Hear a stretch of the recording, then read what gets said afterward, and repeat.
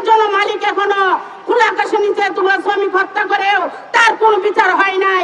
আমাদের কিছু শ্রমিক আছে যে তালিকাভুক্ত হতে পারে নাই, ঘটনাস্থলে ভয়ে বাড়িতে চলে গেছিল, তাদেরকেও তালিকাভুক্ত করার জন্য আমি সরকারের কাছে দাবি জানাই। আমাদের এই দাবিগুলো মেনে নিয়ে আমাদেরকে বাঁচতে দেন, আমরা বাঁচতে চাই। আমরা আর এই ঝুঁকিপূর্ণ বিল্ডিং এর ভিতর থাকতে চাই না। আমাদের রুচার মতো কষ্ট হচ্ছে, এই শীতের মতো আমরা কষ্ট করছি। আমাদের বয়স্ক কারারা অনেক অসুস্থ হয়ে গেছে। আপনারা বিল্ডিং এর ভিতর থেকে দেখেন কিভাবে ঘুম হয়, আর এই ঝুঁকিপূর্ণ বিল্ডিং এর ভিতরে আমরা এক রাত থাকতে পারেন না আপনারা বাইরে। আর আমরা আজকে 3 মাস হয়ে গেছে আমাদের পাশে কোনো মিডিয়া পাই না, আমরা কোনো সাংবাদিক পাই না।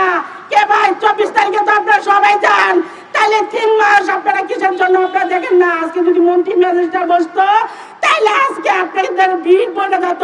কারণ আমরা শ্রমিক, আমাদের শ্রমিকের লাশের কোনো মূল্য নাই, আমাদের জীবনের কোনো মূল্য নাই।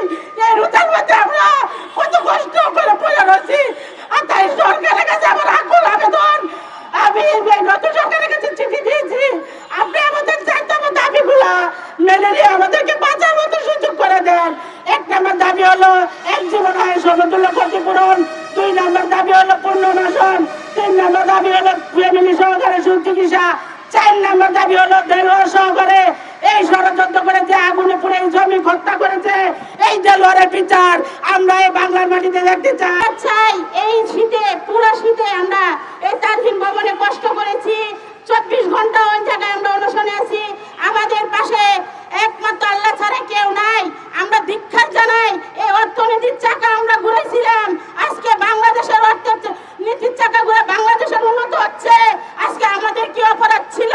আমাদেরকে তালা বন্ধ করে আগুনে পুড়ে মারা কি আমাদের অপরাধ ছিল? আমরা গরিব গার্মেন্টস শ্রমিক, আজকে আমাদের ছেলে মেয়ে লেখাপড়া করতে পারে না, আজকে আমরা ঘর ভাড়া দিতে পারি না, আজকে আমরা জায়গা জায়গায় অপমান হয়। 16 বছর পর, এই 16 বছর পর যে আমাদের আশাটা ছিল, এই নতুন সরকারের কাছে আমাদের একটাই দাবি, এই রমজানের মাঝে আমাদের 4 দফা দাবি আপনারা মেনে নিয়ে আমাদের সন্তানের কাছে আমাদেরকে যাওয়ার মতো সুযোগ করে দিবেন। আর যদি আপনারা এই রমজানের মধ্যে আমাদেরকে ওই তারফিন ভবনের থেকে উদ্ধার না করেন, তাহলে আমরা ভবনে সবাই আমাদের ঈদ হবে।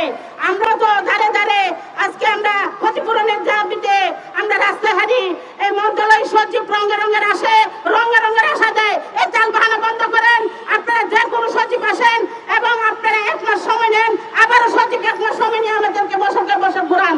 আমরা এসব নাটক বন্ধ করেন। আমরা এই রমজানের মধ্যে সমস্যার সমাধান করেন। 4 দফা দাবি যদি না মেনে নেন, তাহলে আমরা 172 জন শ্রমিক এই শ্রমভবনে বসবো।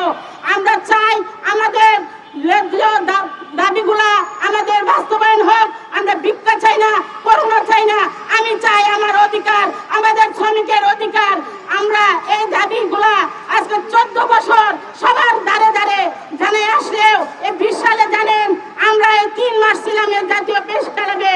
তারপরে পুলিশ দিয়ে এই স্বৈরাচারী সরকার বুটচাটলে বাজে আমাদেরকে পিটিয়ে তুলে দিয়েছিল। কি অপরাধ ছিল আমাদের? আমরা বাংলাদেশের সুশীল সমাজের মান্যগণ্য ব্যক্তিদের কাছে একটাই প্রশ্ন করতে চাই, আমাদের কি অপরাধ? আমরা কিসের জন্য ক্ষতিপূরণ থেকে বঞ্চিত হচ্ছি?